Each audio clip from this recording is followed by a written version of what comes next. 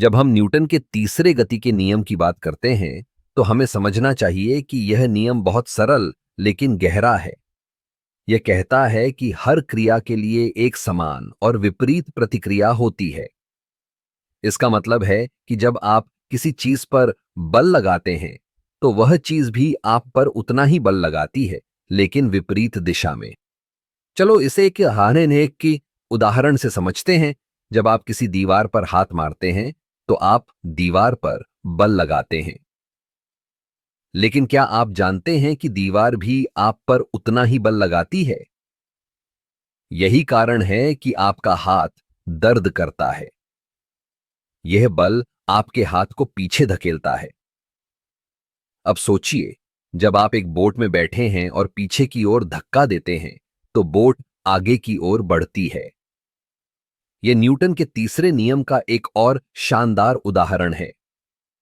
आप जब भी किसी वस्तु को धक्का देते हैं, वह वस्तु आपको भी धक्का देती है, लेकिन आप उसे महसूस नहीं करते क्योंकि आप बोट के अंदर हैं। इस नियम का प्रयोग खेलों में भी होता है। जैसे कि फुटबॉल में जब खिलाड़ी गेंद को किक करता है, तो गेंद उसे भी पीछे की ओर धकेलती है। यही कारण है कि खिलाड़ी को संतुलित रहना पड़ता है। अब, क्या आपने कभी सोचा है कि यह नियम हमारे दैनिक जीवन में कैसे काम करता है? जब आप चल रहे होते हैं, तो आपके पैर जमीन पर दबाव डालते हैं और जमीन आपके पैरों को ऊपर की ओर धकेलती है। यही कारण है कि आप आगे बढ़ते हैं। न्यूटन का यह नियम न केवल भौतिकी में महत्वपूर्ण है, बल्कि यह हमारे जीवन के हर पहलू में मौजूद है। जब आप किसी चीज को उठाते हैं, तो आपको उसे उठाने के लिए बल लगाना पड़ता है और वस्तु आपको उतना ही बल वापस देती है। इस नियम का एक और दिलचस्प पहलू यह है कि यह हमें सिखाता है कि हर क्रिया का एक परिणाम होता है।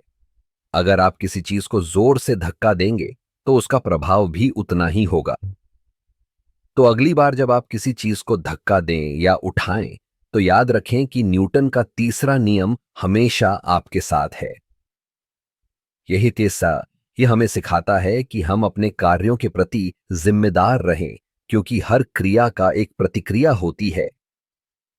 इस तरह न्यूटन का तीसरा नियम न केवल विज्ञान का एक हिस्सा है, बल्कि यह हमारे जीवन के हर कदम में छिपा हुआ है।